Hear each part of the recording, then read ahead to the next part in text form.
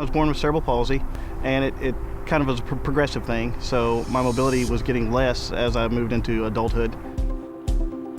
I've done some therapy and things, but nothing to really address it. But it had gotten to the point where that wasn't going to work out. It was almost like I could hardly walk across a room. He was left with an ankle that he basically couldn't bear weight on. He had far different expectations from a lot of patients that are considering amputation surgery. His biggest complaint was that he couldn't bear weight long enough to be able to hold his baby girl.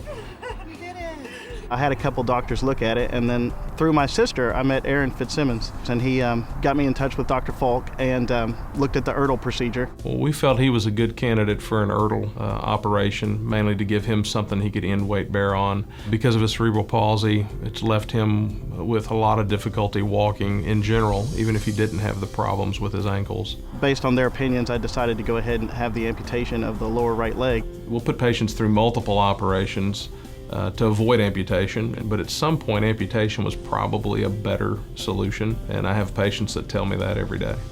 The difference that we have here at the surgical clinic is that we have vascular surgeons that work hand in hand with prosthetics. They're able to take each patient individually and tailor the prosthetic and the surgery as needed to that patient. Since I've had the procedure done, I can do things with my family that I couldn't do before. There would have been no way. We went to Chimney Rock for a vacation. It's 500 steps up, it's 500 steps down.